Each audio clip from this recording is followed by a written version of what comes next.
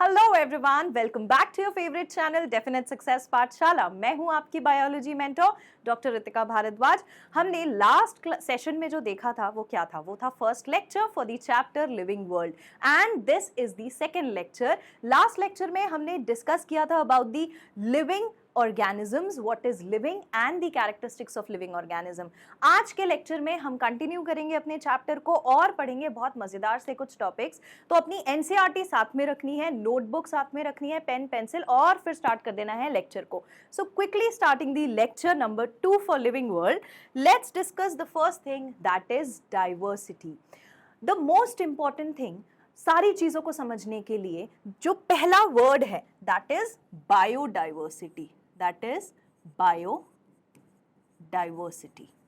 Now what is biodiversity? ये biodiversity क्या होता है, इसको समझने के लिए हमें अंडरस्टैंड करना पड़ेगा कि दुनिया में जितने भी ऑर्गेनिजम्स हैं, there are huge number of organisms. अगर मैं आपसे कहूँ कि जो फंजाई हैं, फंजाई, टाइप्स ऑफ फंजाई, ये आपने डेफिनेटली सुना होगा फंजाई। आगे कमिंग चैप्टर्स में हम इन्हें डिटेल में भी पढ़ेंगे, इनका क्लासिफिकेशन भी पढ़ेंगे। फंजाई जो हैं दुनिया में वो कितनी हैं? तो अगर मैं आपसे कहूँ 70,000 से 1 लाख तक हमारे पास सिर्फ फंजाई है अर्थ पे अप्रॉक्सीमेटली। उसके बाद अगर हम प्लांट्स की बात करें तो प्लांट्स भी कुछ 2 लाख तक प्लांट्स हैं। और अगर हम इंसेक्ट्स की बात करें, द लार्जेस्ट ग्रुप, तो अगर हम इंसेक्ट्स की बात करते हैं तो approximately we have 10 lakhs of insects. तो इतने सारे जो ऑर्गेनिज्म हैं अलग अलग टाइप के, उसी को हम कहते हैं बायोडाइवर्सिटी। आपको याद क्या रखना है, एनसीईआरटी में एक रेंज दिया हुआ है लिविंग ऑर्गेनिज्म का, and that range is from 1.7 to 1.8 million. So we have a huge number of organism। और ये जो अलग अलग ग्रुप्स हैं ऑर्गेनिज्म के, जहाँ इतने सारे ऑर्गेनिजम्स को डिफाइन किया गया, वही कहलाता है biodiversity. That is called as biodiversity. तो let us write this also, this huge number of different kind of organisms present on earth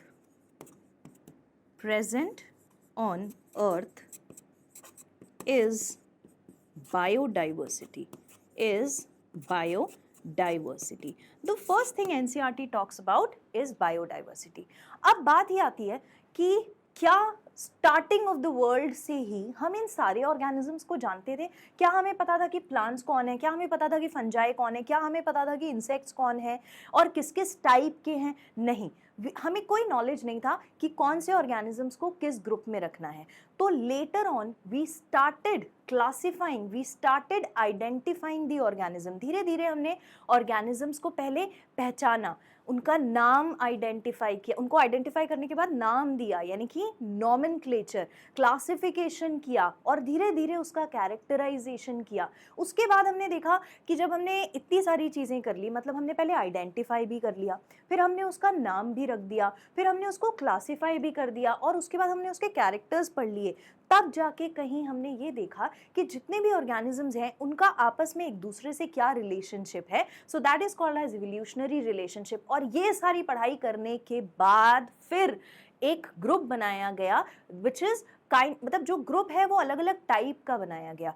एक बहुत बड़ा ग्रुप है जहाँ पे जनरली सारे ऑर्गेनिजम्स को प्लेस कर दिया गया। जैसे हम बोल सकते हैं प्लांट एक बहुत बड़ा ग्रुप है, एनिमल एक बहुत बड़ा ग्रुप है, लेकिन प्लांट के अंदर भी तो डिफरेंट टाइप्स ऑफ प्लांट है, एनिमल्स के अंदर भी तो डिफरेंट टाइप्स ऑफ एनिमल्स हैं। Then we went into a smaller group, और धीरे धीरे करके बड़े से छोटे छोटे ग्रुप्स हम बनाते चले गए depending upon the similarities. And it is just like, अगर हम इसको बहुत कॉमन एग्जाम्पल से समझें, मान लो मम्मी ने आपसे घर पे बोला कि आपको बेटा सफाई करनी है, जो कि हम कभी नहीं करना चाहते, जो हमें कभी करनी नहीं होती है। लेकिन let's say this is just an example, अगर मम्मी ने कहा कि हमें घर में सफाई करनी है, तो हम सबसे पहले क्या करेंगे? जब हम सफाई करने जाएंगे तो हम एडिबल आइटम्स जो हैं, खाने की चीज़ें हैं, वो कहाँ रखेंगे? वो हम क्या बेडरूम में रखेंगे? नहीं, that will go into the kitchen.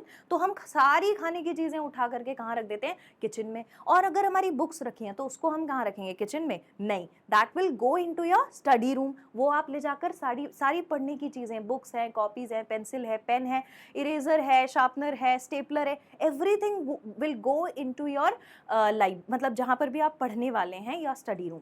लेकिन अगर हम क्लोथ्स की बात करें तो क्या आप उसको भी स्टडी रूम में रखोगे? नहीं, that will be going separately into your cupboard. तो ये सारी चीज़ें भी तो हम धीरे धीरे करके आइडेंटिफाई कर लेते हैं कि कौन सी चीज़ कहाँ जाना चाहिए, और फिर हम उनकी ग्रुपिंग कर देते हैं और फिर हम उनको सही जगह पर रख देते हैं। ऐसा ही हमने ऑर्गेनिजम्स के साथ किया। जब बायोडाइवर्सिटी देखी, ये नंबर, ये फिगर तो हमें आज पता है, लेकिन पहले तो हमें सिर्फ डिफरेंट काइंड ऑफ ऑर्गेनिजम्स ही पता थे, इतना ह्यूज नंबर ऑफ ऑर्गेनिजम्स ही पता थे। तब हमने क्या किया? धीरे धीरे हमने बिल्कुल वैसे ही सफाई करी जैसे हम घर में सफाई करते हैं, और जमा दिया सारे ऑर्गेनिजम्स को अलग अलग कैटेगरीज में। That was a group. वो जो ग्रुप है, जो कैटेगरी है, उसको हम बेटा बोलते हैं taxon. So the next thing that we will discuss over here, that is taxonomy. Okay, तो यहाँ पर क्वेश्चन किस बात पे आएगा? तो बेटा क्वेश्चन आएगा इस नंबर पर, ठीक है? नीट में भी इसी नंबर पर क्वेश्चन आने की प्रोबेबिलिटी है, और as well as short notes में भी पूछा जा सकता है, फिलअप्स में भी पूछा जा सकता है, आपके थ्योरी एग्जाम्स में। That's it. ये वाला number is not very important, लेकिन ये वाला जो नंबर है 1.7 to 1.8 million of organisms are present, इनकी जो बायोडाइवर्सिटी है, that is important. So now the next thing is taxonomy. Taxonomy के लिए बेटा आपको क्या याद रखना है? देखो, ऐसे तो डेफिनेशन याद करना, डेफिनेशन को ब्रेक करना, बहुत सारे तरीके हैं। डेफिनेशन को मैं आपको याद करा दूंगी, लेकिन सबसे इंपॉर्टेंट चीज आपको याद रखना है, टैक्सोनॉमी जो है ना, इट इज वेरी नाइस। वो क्या है? नाइस। क्या नाइस है उसमें? उसका कैरेक्टर नाइस है, उसका कैरेक्टर नाइस है। ऐसा क्यों याद रखना है? देखो, ऐसा इसीलिए याद रखना है, out of this N stands for nomenclature, N stands for nomenclature, and I stands for identification, I stands for identification, and C stands for classification, C stands for classification, and character तो अपने आप में character ही है। तो फिर आता है next, which is characterization. Characterization, ये अगर आपने 4 वर्ड्स याद कर लिए तो आपको डेफिनेशन पूरी याद हो जाएगी। तो जैसे ही कभी आपसे कोई कहे ना टैक्सोनॉमी, तो आपको याद आ जाना चाहिए तुरंत nice character. Taxonomy is nice character, nice में ई नहीं आएगा, NIC only, nice character. Nice character में नॉमेनक्लेचर, नॉमेनक्लेचर का मतलब क्या होता है? Nomenclature is nothing but naming of organism, it is naming of organism. Identification मतलब आप आइडेंटिफाई कर लेते हैं, आप क्या कर लेते हैं? आइडेंटिफाई कर लेते हैं। रैदर हम ये देख लें कि रैदर हम ये लिख सकते हैं कि हम इसको अच्छे से रिकॉग्नाइज करते हैं कि ये ऑर्गेनिज्म कौन से ग्रुप में जाना चाहिए। फिर आता है क्लासिफिकेशन, यानी कि हम उसकी क्या करते हैं बेटा? ग्रुपिंग करते हैं। और लास्ट में आता है कैरेक्टराइजेशन, यानी कि हम क्या पढ़ते हैं? जैसे हमने लास्ट टाइम लिविंग ऑर्गेनिजम्स के कैरेक्टर्स पढ़े थे, तो वो तो बेटा हमने कॉमनली सारे लिविंग ऑर्गेनिजम्स के कैरेक्टर पढ़े थे, लेकिन यहाँ पे प्लांट्स के अलग कैरेक्टर्स हैं, इंसेक्ट्स, अगर एनिमल में जाओगे इंसेक्ट्स के अलग कैरेक्टर्स हैं, मैमल्स के अलग कैरेक्टर्स हैं। तो इस तरीके से हमने हर ऑर्गेनिज्म के साथ क्या किया? अलग अलग कैरेक्टराइजेशन। तो यहाँ पर आप कैरेक्टराइजेशन तो खुद ही अपने आप में बता रहा है कि you discuss about the characters. So that is which is important about taxonomy. फिर हम जाएंगे इसकी डेफिनेशन पर, लेकिन यहाँ जाने से पहले आप इसको लिख लीजिए अबाउट द बायोडाइवर्सिटी, फिर आप इसको लिख लीजिए, और अब हम इसके बारे में लिखेंगे definition. So let's write, it is the science of biological classification of nomenclature,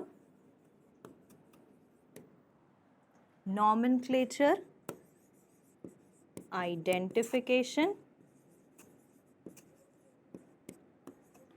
classification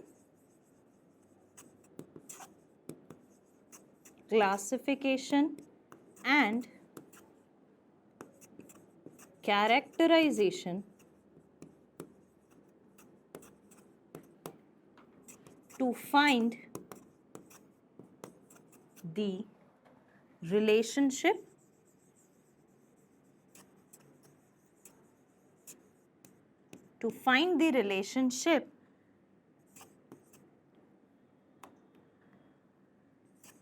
and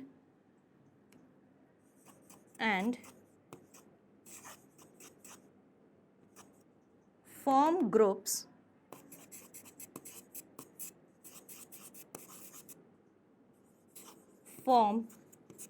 groups को बेटा हम टैक्सा भी बोलते हैं, taxa based on their similarities. अब ये मैम इतनी बड़ी डेफिनेशन हमको याद कैसे होगी बेटा? याद ऐसे होगी कि साइंस तो है लेकिन किस चीज की? Biological classification. तो आपको पता है बायोलॉजिकल क्लासिफिकेशन आपका एक पूरा का पूरा चैप्टर है, तो चैप्टर का नाम तो आपको याद रहेगा ही रहेगा। उसके बाद हमें क्या याद करना है? नाइस कैरेक्टर, NIC कैरेक्टर, ठीक है। तो N is for nomenclature, identification I से, क्लासिफिकेशन C से, एंड कैरेक्टराइजेशन और to find the relationship and form groups. तो रिलेशनशिप किसकी फाइंड करनी है? आपस में ऑर्गेनिजम्स की रिलेशनशिप फाइंड करनी है, कौन किसका एंसेस्टर है। फिर उनके ग्रुप्स फॉर्म करने हैं, ग्रुप्स को हम टैक्सा भी बोलते हैं, टैक्सोनॉमी में जो ग्रुप्स बनते हैं उनको टैक्सा बोलते हैं। टैक्सोनॉमी में जो ग्रुप्स बनते हैं उन्हें टैक्सा बोलते हैं। क्या याद रखोगे? ये याद रखोगे आप, टैक्सोनॉमी में जो ग्रुप्स बनते हैं वो क्या होते हैं? उन्हें टैक्सा कहते हैं, ठीक है, टैक्सा कहते हैं भाई। ओके, ये याद रखना है ना। तो आपने टैक्सा फॉर्म किए बेस्ड ऑन नाइस कैरेक्टर, यानी कि nomenclature, identification, classification and characterisation.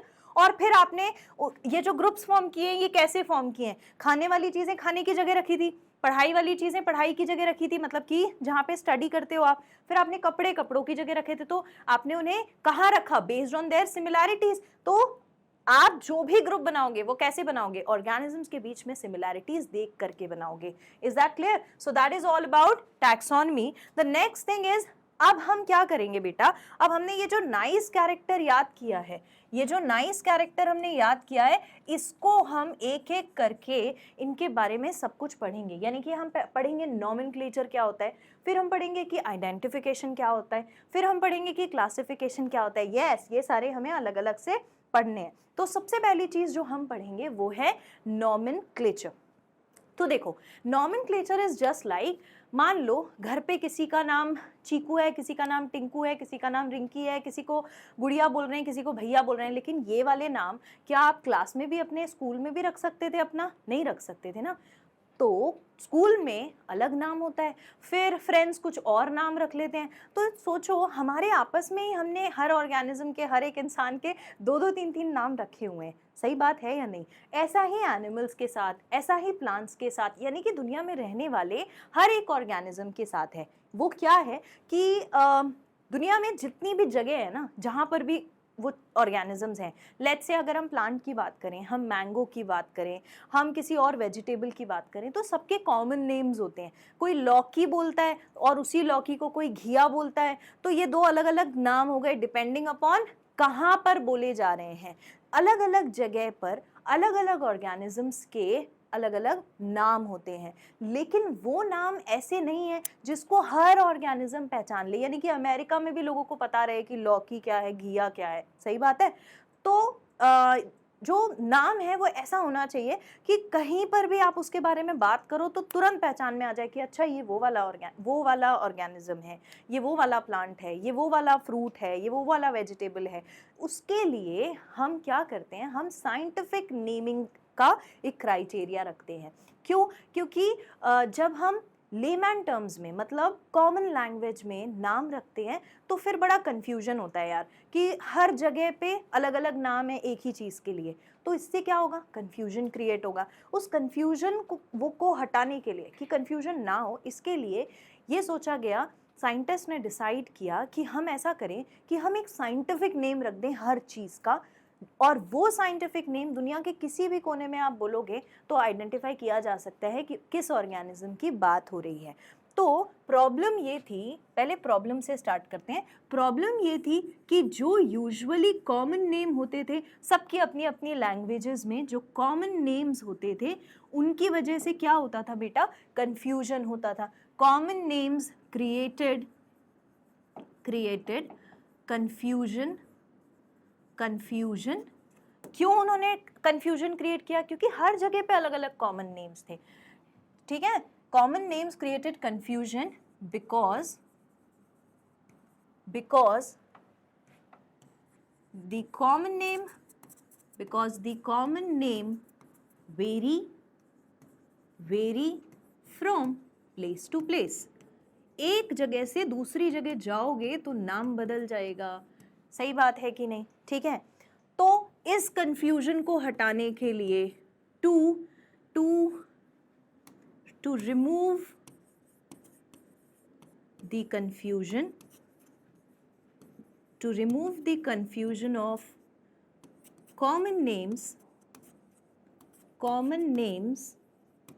एक क्राइटेरिया इंट्रोड्यूस किया गया। वो क्राइटेरिया कहलाता था बायोलॉजिकल नेम, या फिर आप कह सकते हो साइंटिफिक नेम। बायोलॉजिकल और साइंटिफिक नेम्स वर इंट्रोड्यूस्ड। किसने इंट्रोड्यूस किया? अब कहानी यहाँ आ जाती है कि भाई नेमिंग तो दे दी, पर ये नेमिंग किसने दी थी? तो ये नेमिंग का जो नॉमेनक्लेचर का क्राइटेरिया था बेटा, वो देने वाले बहुत बहुत उम्दा, बहुत शानदार एक साइंटिस्ट थे। और अब आज से ये नाम याद कर लो क्योंकि ये बहुत बहुत फेमस नेम है, ठीक है।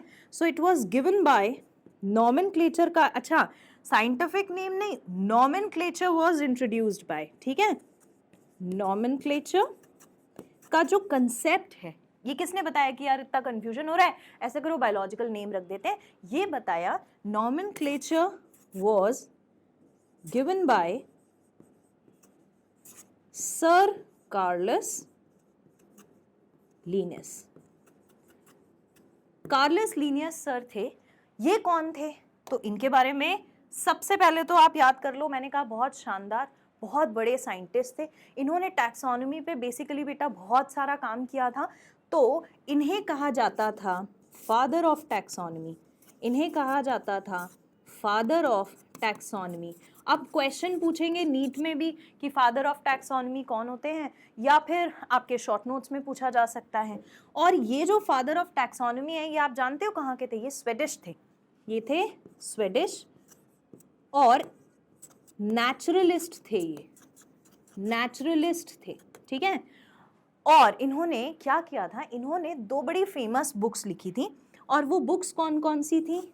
एक बुक, पहले इन्होंने बुक्स जो लिखी थी वो कौन सी थी?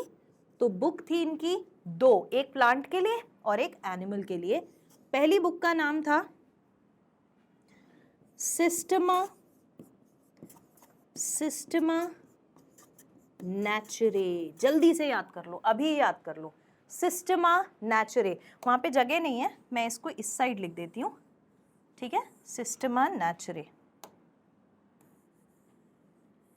I will write it here. इन्होंने बुक्स दी थी और बुक्स का नाम, पहली वाली बुक का नाम था, हाँ, सिस्टमा नेचुरे, और दूसरी बुक का नाम था स्पीशीज प्लांटरम। तो इन्होंने ये दो बुक्स दी थी, ठीक है। ओ लग रहा है क्या? प्लांटरम। इन्होंने ये दो बुक्स दी थी जिनके नाम आपको याद करने हैं। बड़ी फेमस बुक थी सिस्टमा नेचुरे और स्पीशीज प्लांटरम।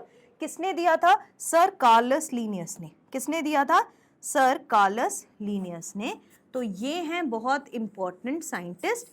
क्यों? क्योंकि he is considered as father of taxonomy. और ये थी इनकी दो बुक्स जो आपको याद करनी है। तो इन्होंने कहा कि यार साइंटिफिक नेम्स होने, और इन्होंने कहा कि जितने भी साइंटिफिक नेम्स हैं उनको हम प्लांट्स के लिए और एनिमल्स के लिए असाइन तो करेंगे, लेकिन कौन असाइन करेगा? तो प्लांट्स के लिए आपको याद रखना है ICBN, और एनिमल्स के लिए आपको याद रखना है ICZN। What is ICBN and what is ICZN? ICBN जो है it is international code of botanical nomenclature, और ICZN जो है that is international code of zoological nomenclature। ठीक है? तो बॉटैनिकल जो है वो क्या होता है? Botany is what? Study of plants. Zoology क्या होती है? Study of animals. तो बॉटनी में बॉटैनिकल इज फॉर प्लांट्स, आपको ये याद रखना है, ठीक है? और बॉटैनिकल इज फॉर प्लांट्स, और जूलॉजिकल इज फॉर एनिमल्स। हमें ये याद रखना है। Is that clear? Botanical names और जूलॉजिकल नेम। और ये सारा जो उन्होंने आइडिया दिया, इससे एक्चुअली हुआ क्या था? इससे ये हुआ था कि हर ऑर्गेनिज्म के लिए, दुनिया में रहने वाले हर एक ऑर्गेनिज्म के लिए एक ऐसा नाम था जिससे उसे पूरी दुनिया में जाना जा सकता है। ठीक है? तो ये जो कंसेप्ट था, it insured only one scientific name for each organism. It ensured only one, पूरा लिख लो भैया, one पूरा लिख लेते हैं, only one biological name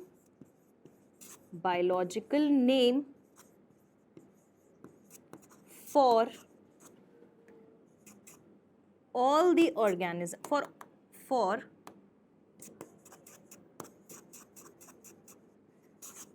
the living organisms worldwide, पूरी दुनिया में इन्हें उसी नाम से जाना जाएगा। तो आपने ये वाला तो लिख लिया होगा, है ना? अब आपने ये वाला लिखना है। उसके बाद हम आते हैं बाइनोमियल नॉमेनक्लेचर। तो जो बाइनोमियल नॉमेनक्लेचर का कंसेप्ट था, उसमें ये जो नेमिंग है ये कैसी होगी, किस टाइप से होगी, नेम कैसे लिखे जाएंगे, कैसे प्रिंट किए जाएंगे, क्या पैटर्न होगा, ये सारा कुछ समझाया गया अंडर बाइनोमियल नॉमेनक्लेचर। और हम इसे जानते कैसे हैं? बाय का मतलब ही होता है टू, तो इन्होंने कहा कि जितने भी लिविंग ऑर्गेनिजम्स हैं उनके बायोलॉजिकल नेम में दो कंपोनेंट रहेंगे। So there are two components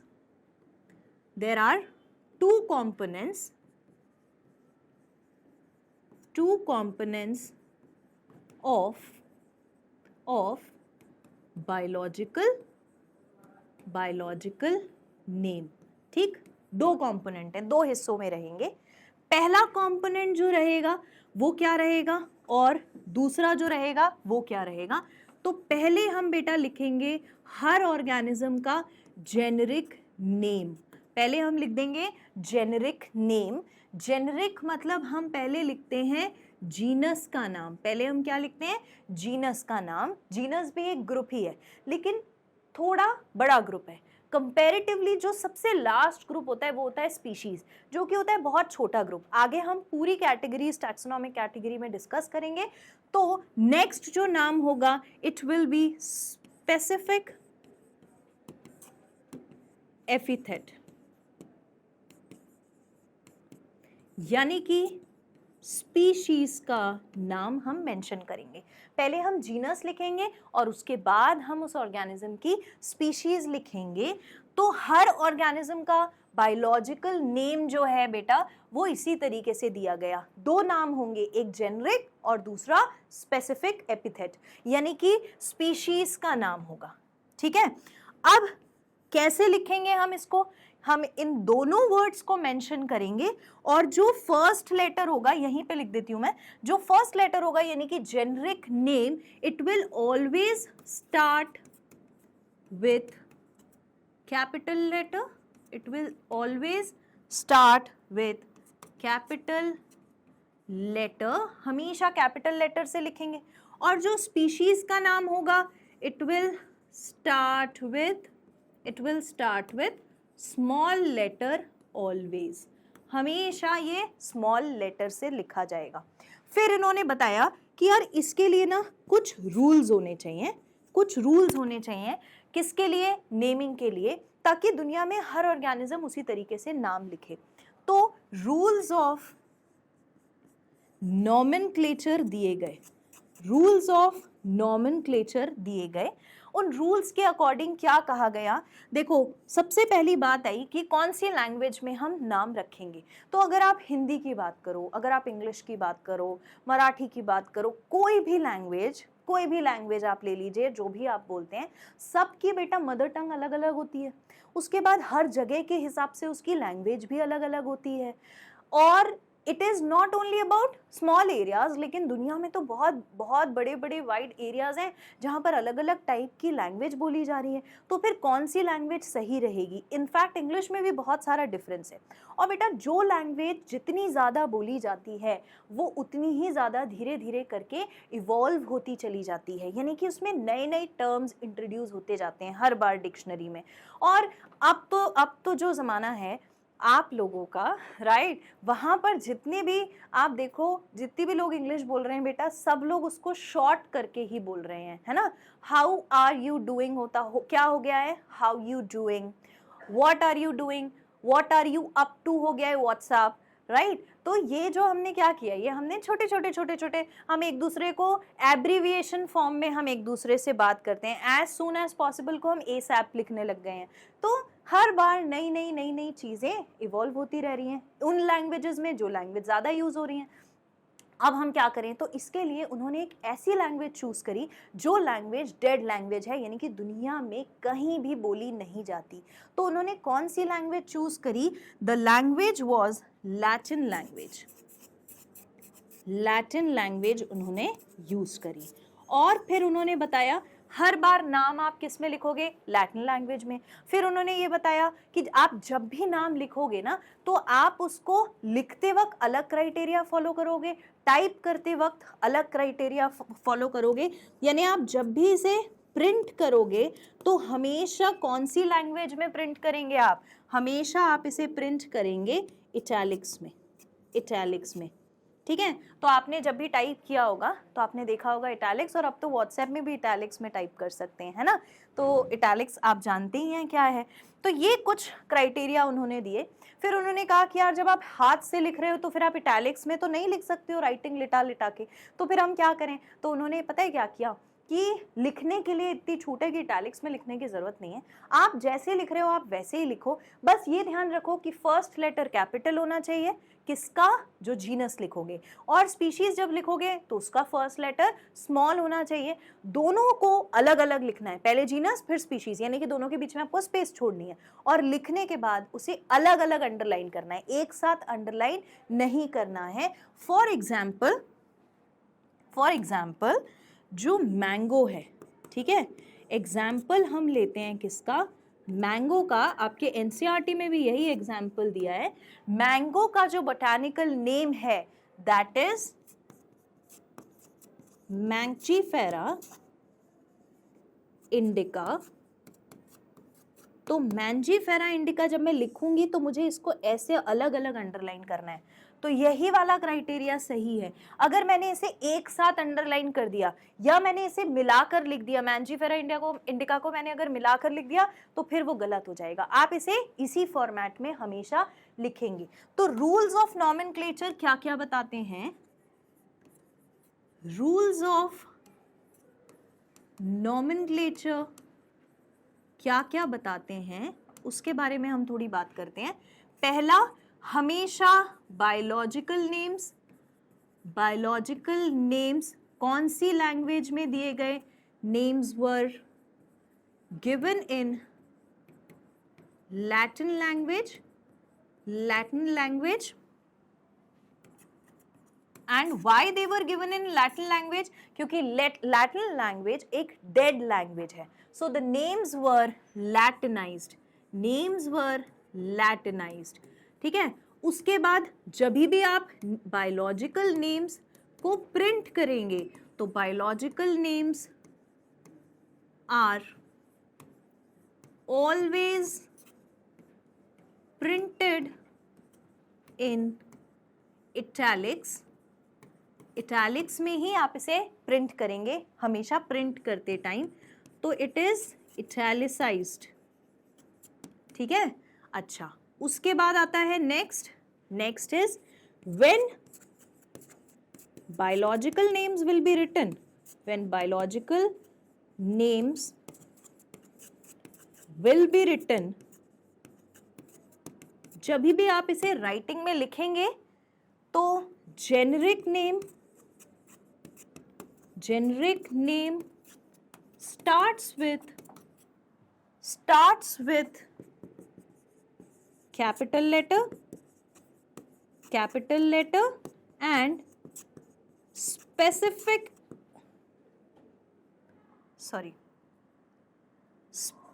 species name will start with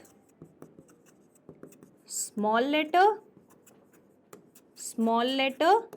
and they will be underlined separately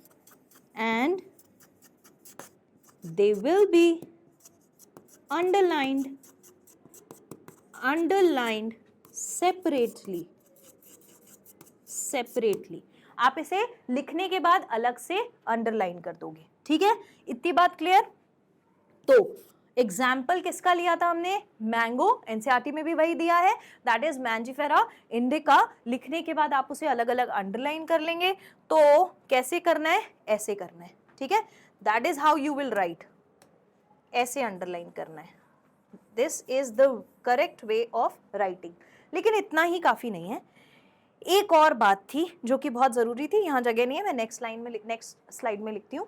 एक और बात क्या थी कि अगर दुनिया में कोई भी इंसान है, वो पहली बार कोई काम कर दे तो उसका कितना नाम होता है? बहुत नाम होता है। और सही बात है, अगर आपने कोई अनोखी चीज़ कर दी, किसी चीज़ की डिस्कवरी कर दी, तो फिर आपको रिकॉग्निशन भी तो मिलना चाहिए। It is very big deal कि आपने किसी चीज़ की डिस्कवरी कर दी। तो जब भी कोई इंसान, कोई भी साइंटिस्ट किसी नई स्पीशीज़ की डिस्कवरी करते हैं तो उन साइंटिस्ट का नाम भी हम बायोलॉजिकल क्लासिफिकेशन के नेमिंग सिस्टम में लिख सकते हैं। जैसे मैंजीफेरा इंडिका जो था, यानी मैंगो, इसकी जो स्पीशीज़ है, वो स्पीशीज़ को पहली बार डिस्कवर किसने किया था? सर कार्लस लिनियस ने ही किया था। मैंने कहा था ना, उनकी बहुत सारी बड़ी बड़ी बातें हैं कार्लस लिनियस सर के बारे में, तभी हम उन्हें क्या कहते हैं, याद करके जाना है क्लास में ही, फादर ऑफ टैक्सॉनमी। तो उनका नाम भी यहाँ पे मेंशन होना चाहिए, यानी रिकॉग्निशन तो होना चाहिए। तो कहा कि यार जितने भी साइंटिस्ट पहली बार अगर कोई स्पीशीज़ को डिस्कवर कर रहे हैं तो उस स्पीशीज़ को डिस्कवर करने वाले साइंटिस्ट का नाम भी साथ में लिखा जाना चाहिए। लेकिन पूरा नाम तो नहीं लिख सकते क्योंकि बहुत बड़ा हो जाएगा फिर तो बायोलॉजिकल नेम, और याद रखने में भी मुश्किल होगी। तो क्या करें? तो उन्होंने क्या किया कि ये कहा जो भी साइंटिस्ट होंगे ना उस स्पीशीज की डिस्कवरी से रिलेटेड, उनका नाम हम जरूर लिखेंगे, लेकिन एब्रीविएटेड फॉर्म में। किस में लिखेंगे? एब्रीविएटेड फॉर्म, यानी कि एक शॉर्ट फॉर्म में लिखेंगे। नाम हमेशा कैपिटल लेटर से ही स्टार्ट होगा, तो ये तो हमें याद ही है कि कैपिटल लेटर से नाम स्टार्ट करते हैं। लेकिन जब भी आप उसे प्रिंट कर रहे हैं तो उसे इटैलिक्स में लिखने की जरूरत नहीं है, आप उसे रोमन में ही लिख सकते हैं। Alright, so the scientist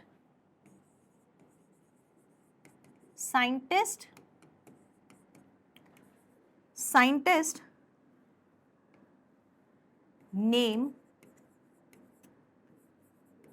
can be मत लिखो, scientist name to be written in abbreviated form at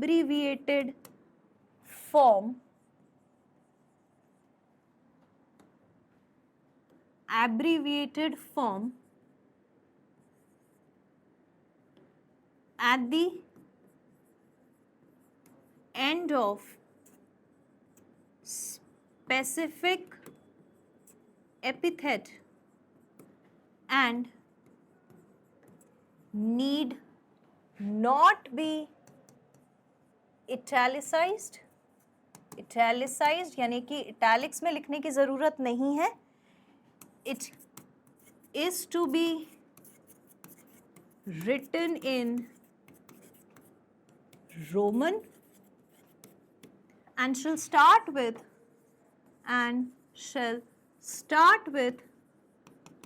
a capital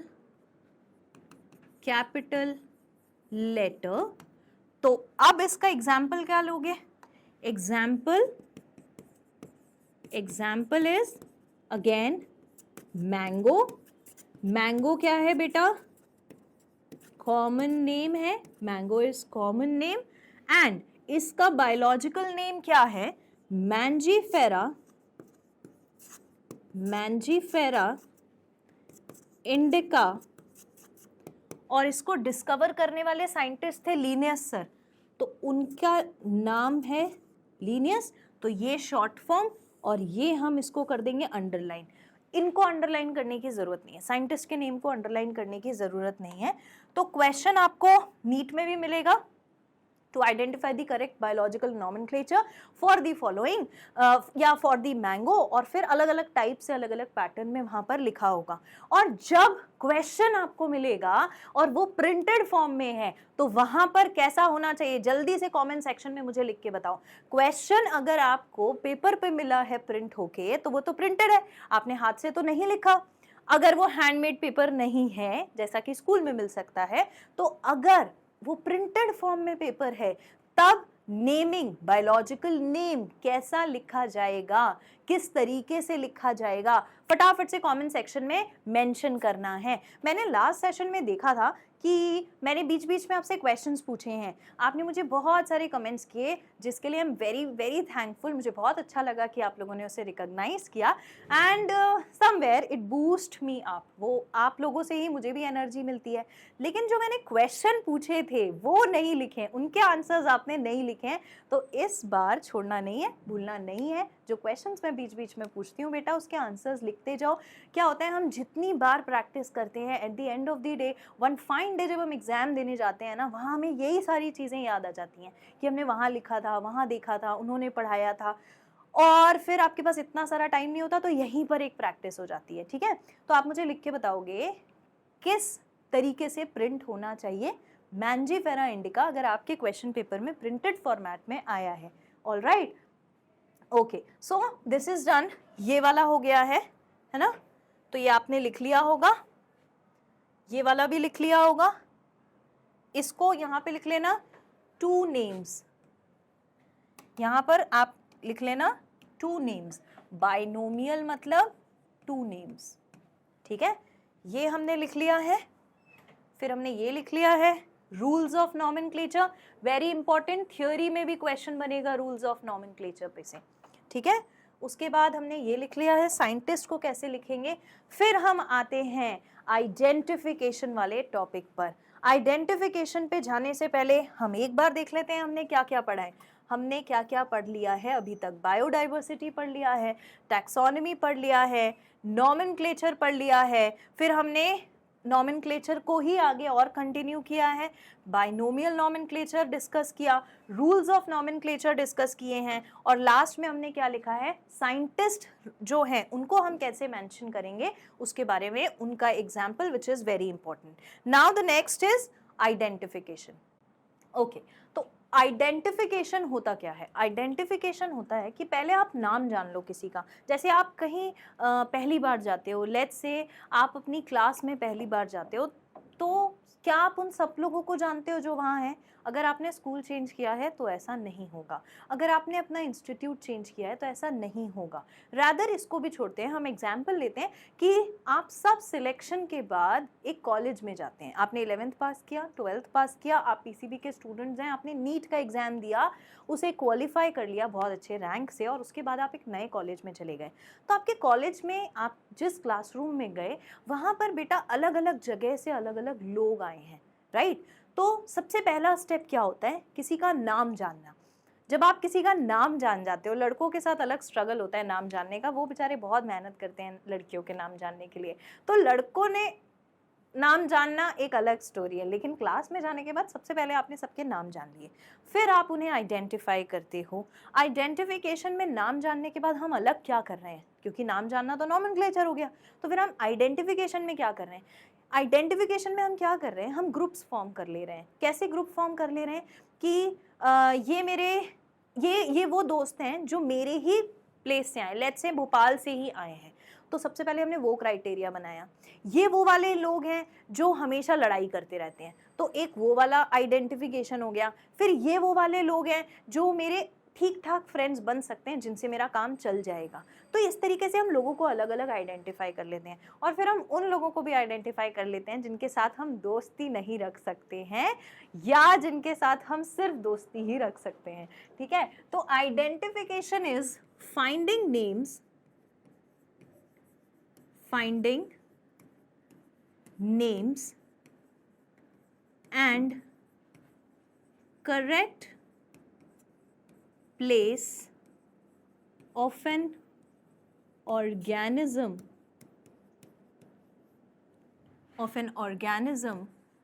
to place them in already made system of classification. यानी आपने क्या किया? पहले आपने नाम जान लिया, नाम जानने के बाद उनकी करेक्ट प्लेस जानी कि उस ऑर्गेनिज्म को कहाँ रखा जाए. अब आप ये कैसे जानते हो कि उस ऑर्गेनिज्म को कहाँ रखा जाए?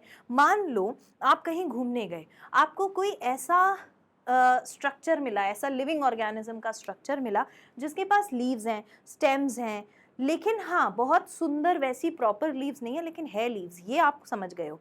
तो फिर आप उसको किस कैटेगरी में रखोगे? एनिमल्स के ग्रुप में रखोगे, मैमल्स के ग्रुप में रखोगे, मैमल्स के बाद या एनिमल्स में भी इंसेक्ट के ग्रुप में रखोगे, या प्लांट के ग्रुप में रखोगे, प्लांट में आप उसको एल्गे में रखोगे, या आप उसको ब्रायोफाइट में रखोगे, या कौन से ग्रुप में रखोगे, ये आपको समझना पड़ेगा.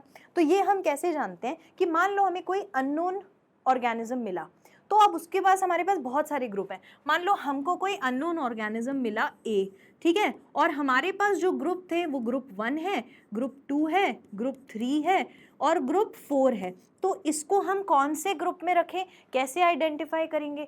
तो मान लो कितना अच्छा होता ढूंढना अगर कोई अलग से मैनुअल होती, यानी कि कोई बुक होती जिसमें हर एक के कैरेक्टर लिखे हुए हैं. तो मुझे क्या करना पड़ता? इसके कैरेक्टर्स में देखती, फिर मैं मैनुअल में सर्च करती कि कहाँ पे मुझे ए वाले कैरेक्टर मिल रहे हैं. तो ए वाले कैरेक्टर लेट से मुझे यहाँ मिल गए, तो मैं इसे आइडेंटिफाई कर लूँगी कि अच्छा बेटा ये इस कैटेगरी में जाएगा.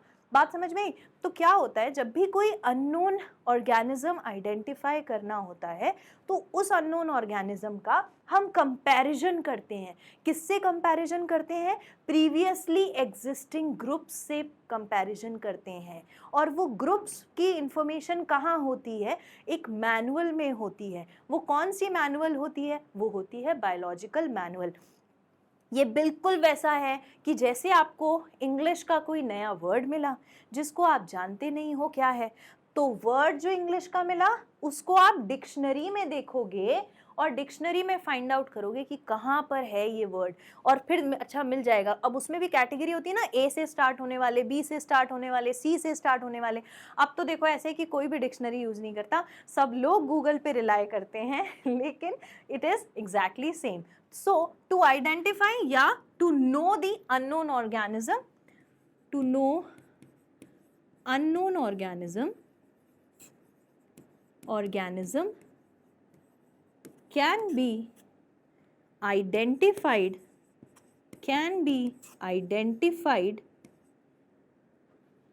by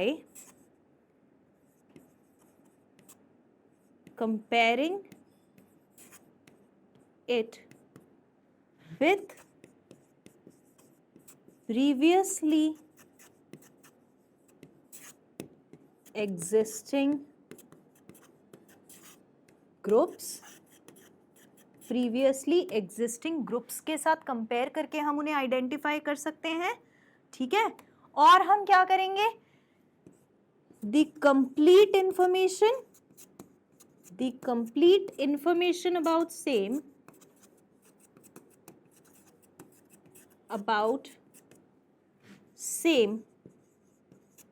is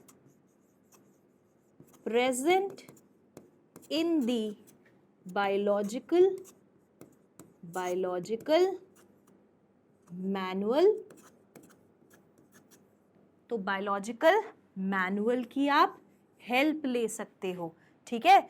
तो या फिर आप इसको ऐसा लिख लो, to the complete information about the same is present in biological manual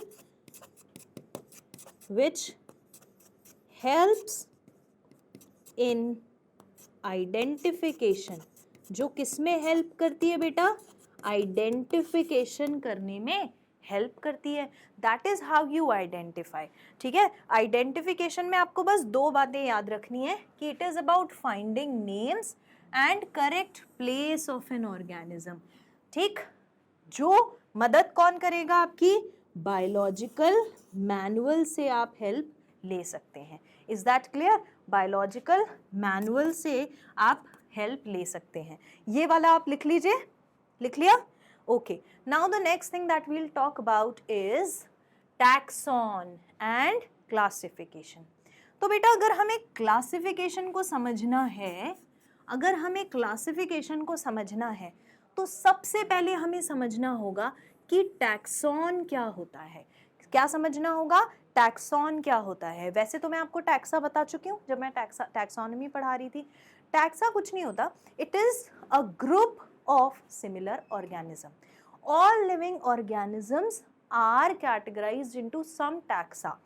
सारे लिविंग ऑर्गेनिजम्स को हमने अलग अलग ग्रुप में क्या कर रखा है, क्लासीफाई कर रखा है। और हर ग्रुप में क्या हैं, वो ऑर्गेनिजम्स जिनके कैरेक्टर्स बिल्कुल सिमिलर हैं। all living organisms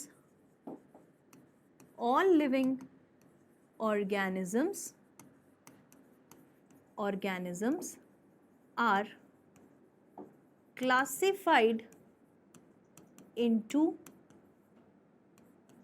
taxa, ठीक है। टैक्सा क्या होता है, taxa is a group of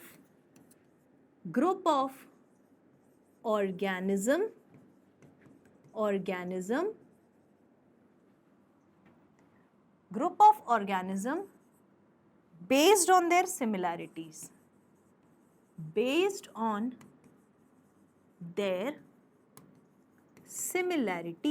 ठीक है।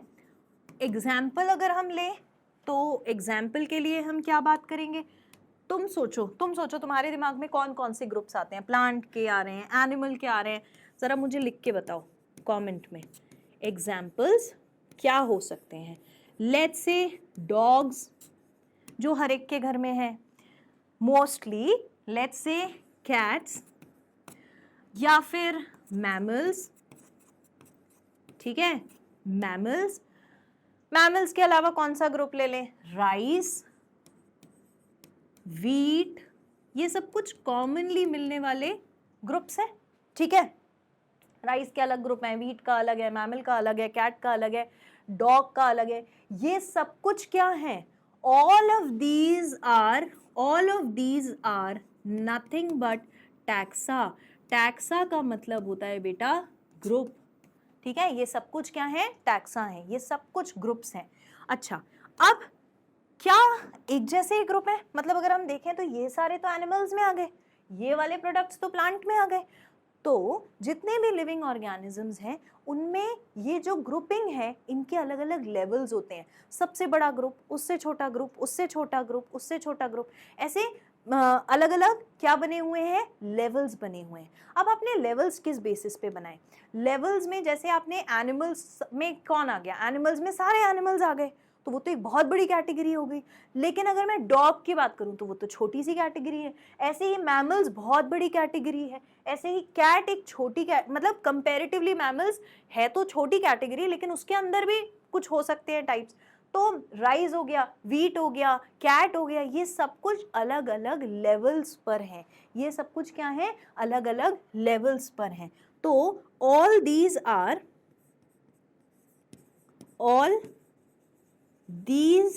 are taxa or groups of organisms at different levels। ये सब बेटा अलग अलग लेवल्स पर है। और जब हम डिफरेंट लेवल्स की बात करते हैं, तो ये डिफरेंट लेवल्स क्या हो सकते हैं, तो ये डिफरेंट लेवल्स वैसे तो हम अपने नेक्स्ट लेक्चर में इसे डिस्कस करेंगे, लेकिन थोड़ा सा यहीं बता देती हूँ बेटा। सबसे बड़ा ग्रुप होता है किंगडम, फिर होता है फाइलम, फिर होता है क्लास, ऑर्डर, फिर होता है फैमिली, फिर होता है जीनस, और फिर होता है बेटा स्पीशीज। फिर क्या होता है, स्पीशीज, ठीक है। तो इसमें से ये जो है किंगडम, ये है लार्जेस्ट ग्रुप, लार्जेस्ट ग्रुप मतलब बहुत सारे जनरल कैरेक्टर्स हैं, बहुत सारे इसमें क्या हैं, जनरल कैरेक्टर्स हैं। और वो कैरेक्टर्स जो हैं, जनरल कैरेक्टर्स, वो कम होते जाते हैं। सबसे ज्यादा जनरल कैरेक्टर इसमें, उससे कम जनरल इसमें, उससे कम जनरल इसमें, और धीरे धीरे धीरे करके सबसे क्लोजली सिमिलर कैरेक्टर्स किसमें होंगे, स्पीशीज में। So this is smallest group और least common characters, least general character, यानी कि एक जैसे कैरेक्टर तो बहुत मिलेंगे, मतलब कॉमन वाले मिल जाएंगे, लेकिन जनरल कैरेक्टर यहां से यहां क्या होते हैं, रिड्यूस होते हैं। यहां से यहां क्या होते हैं बेटा, रिड्यूस होते हैं। जनरल कैरेक्टर्स रिड्यूस होते हैं, स्पेसिफिक कैरेक्टर बढ़ते चले जाते हैं, स्पेसिफिसिटी बढ़ती चली जाती है और स्पेसिफिक हो जाता है यहां पे जाके। सो that is all about taxon, यानी कि टैक्सोनॉमी। नेक्स्ट हम डिस्कस करेंगे बेटा क्लासिफिकेशन, तो इसको फटाफट से लिख लीजिए। अब आता है नेक्स्ट, दैट इज क्लासिफिकेशन। तो एक बार हमने अगर टैक्सा पढ़ लिया, ग्रुपिंग समझ ली, तो फिर हम क्लासिफिकेशन आसानी से कर सकते हैं। So next is classification, heading डाल लो। तो क्या टैक्सा पढ़ने के बाद अब आप मुझे बता सकते हैं कि क्लासिफिकेशन जो है वो क्या होता है। क्लासिफिकेशन एक ऐसा प्रोसेस है, it is the process of placing the organisms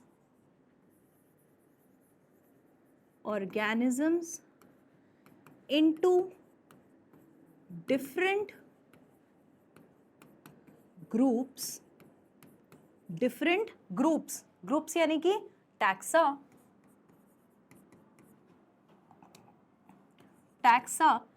based on based on their similarities, उनके सिमिलैरिटीज़, उनके कैरेक्टर्स की सिमिलैरिटी पे बेस्ड हम ऑर्गेनिजम्स को अलग अलग तरीके से क्या कर देते हैं, क्लासिफाई कर देते हैं. Okay, and next is characterization. Characterization क्या होता है? किसी का कैरेक्टर आप कैसे समझते हो कि ये ऑर्गेनिज्म अच्छा है, या usually I address as organism, लेकिन हम कैसे कह सकते हैं किसी का कैरेक्टर, हम कैसे बता सकते हैं? तो कैरेक्टर जानना is characterization is nothing but to identify the character. Characterization is nothing but to identify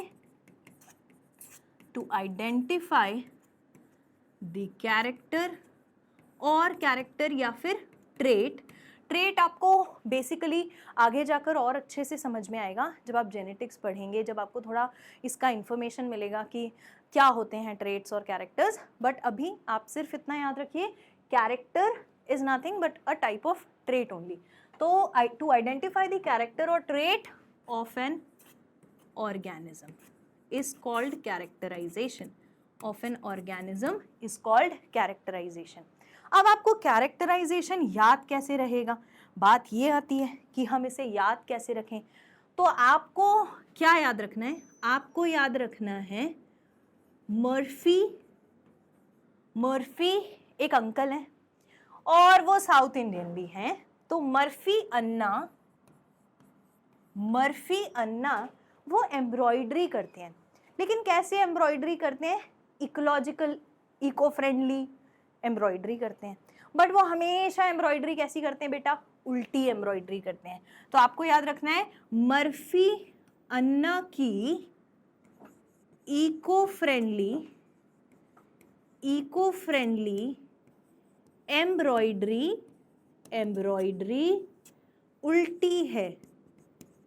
उल्टी है. आपको क्या याद रखना है?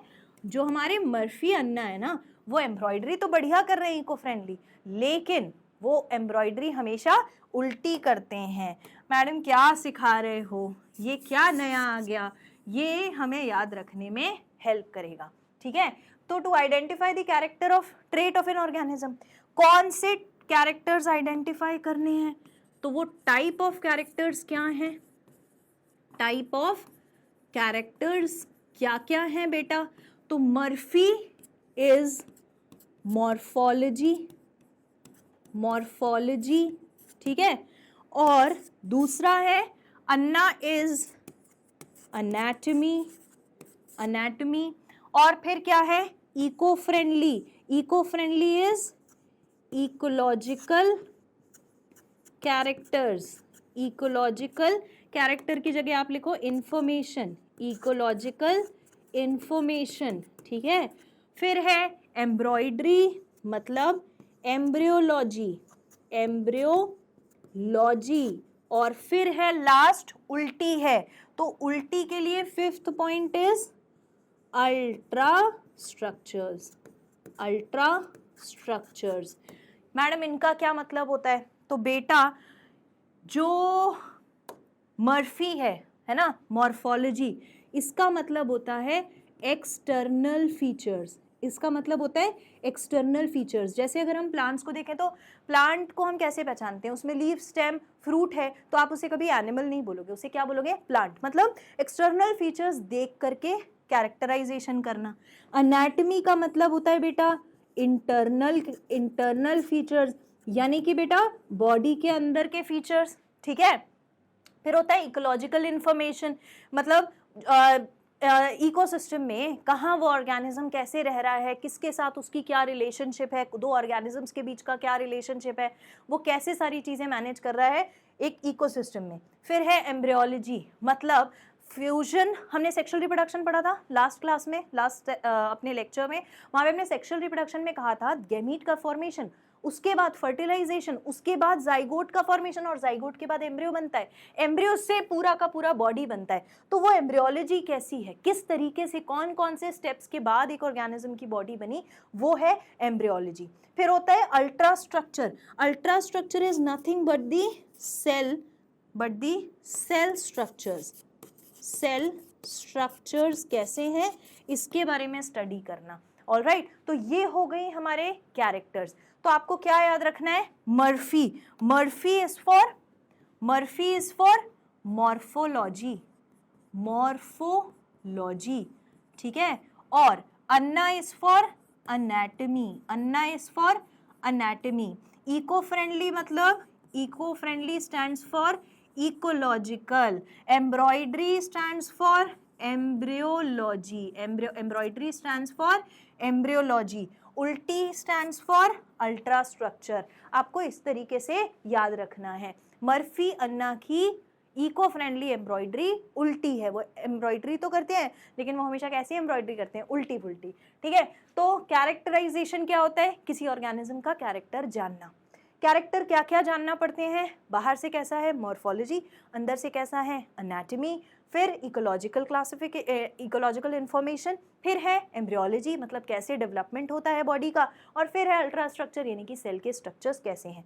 अब जब आपने कैरेक्टराइजेशन कर लिया, आप लिख लीजिए इसको पहले, जब आपने कैरेक्टराइजेशन कर लिया बेटा, तो फिर आप क्या करते हो?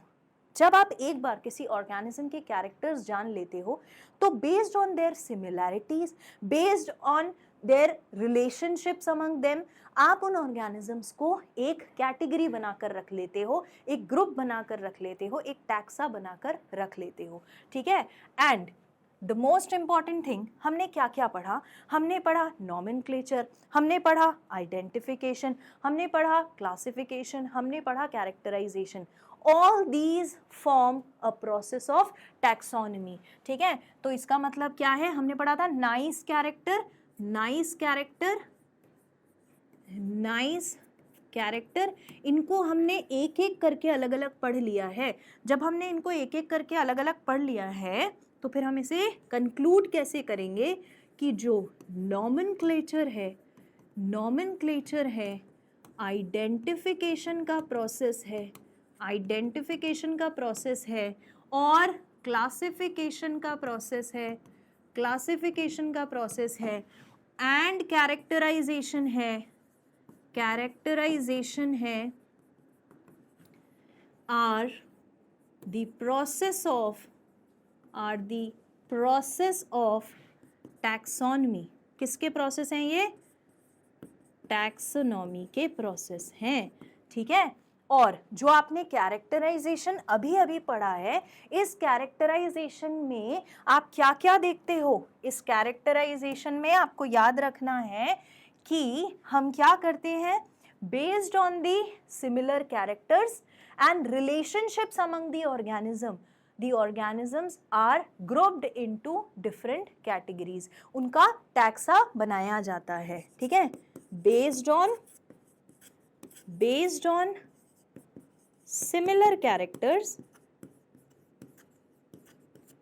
based on similar characters and evolutionary meaning and their relationships, and the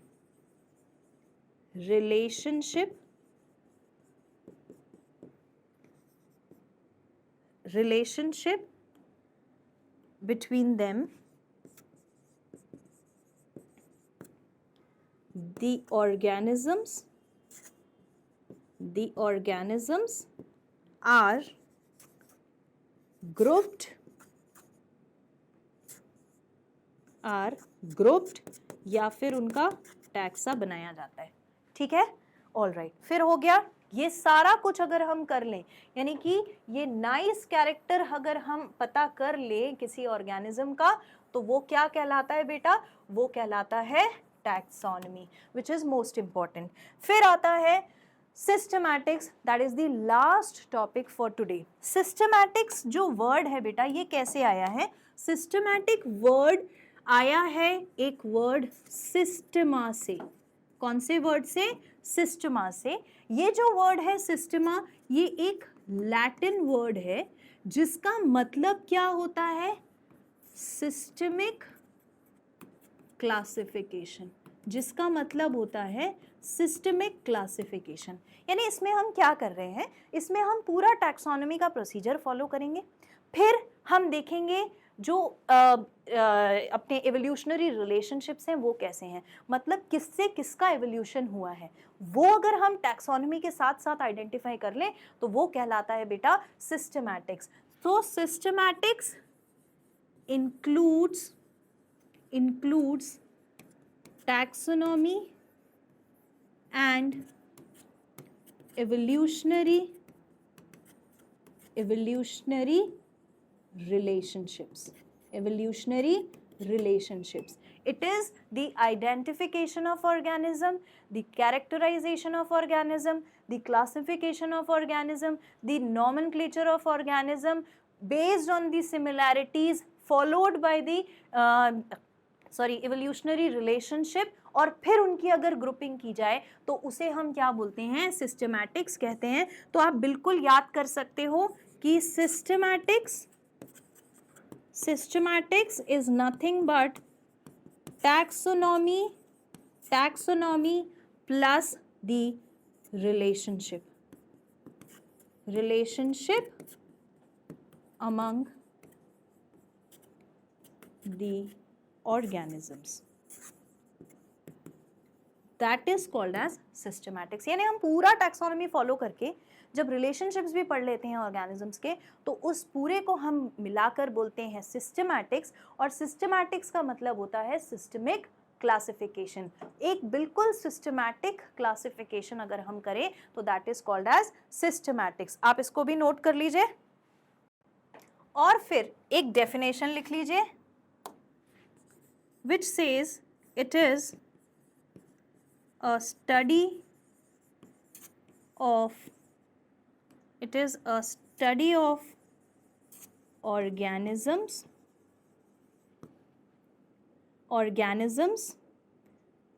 their characters,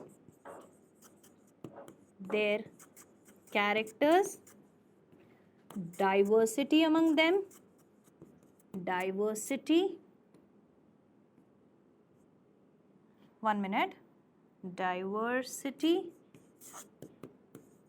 and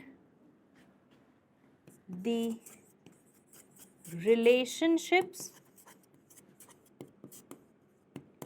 among them and their systemic classification. All right, so that is all about systematics। यहाँ पर हमारा आज का सेशन होता है कंप्लीट। मैं मिलूंगी आपसे अपने नेक्स्ट सेशन में, तब तक के लिए आपको इस पूरे जो अभी तक के टॉपिक्स हैं इनको एनसीईआरटी से पढ़ लेना है। नोट्स आपके बन गए होंगे तो नोट्स आपको हमारे टेलीग्राम चैनल पर मिल जाएंगे, और टेलीग्राम चैनल का जो लिंक है वो आपको मिलेगा डिस्क्रिप्शन बॉक्स में। जो डेफिनेट सक्सेस पाठशाला है, it is already providing you online lectures, live classes, DPP sheets. मुझसे किसी स्टूडेंट ने पूछा था कि डीपीपी शीट्स मैडम कहाँ मिलेंगी, तो वो भी आपको हमारे टेलीग्राम चैनल के थ्रू ही मिलेंगी। एक बार टॉपिक्स कंप्लीट हो जाएंगे तो साथ साथ मिलती जाएंगी। हैंड रिटन नोट्स भी आपको टेलीग्राम चैनल पर मिल जाएंगे, स्टडी मटीरियल वहाँ पर ही अवेलेबल होगा। अगर आप कॉन्टैक्ट करना चाहें तो this is our contact number. Telegram ज़रूर ज्वाइन कर लेना है, सेशन को लाइक करना है, शेयर करना है, और कमेंट्स तो ज़रूर ही करने हैं। कमेंट्स जो होते हैं वो हमारे लिए क्या होते हैं, एनर्जी बूस्टर होते हैं, और वो आपका प्यार होते हैं। वो नहीं मिलेगा तो फिर कैसे अच्छा लगेगा, कैसे हमें एनर्जी आएगी, right? So you get everything, all of this free of cost on our channel. मैं आपसे मिलूंगी नेक्स्ट सेशन में, तब तक के लिए bye bye, take care, have a good day.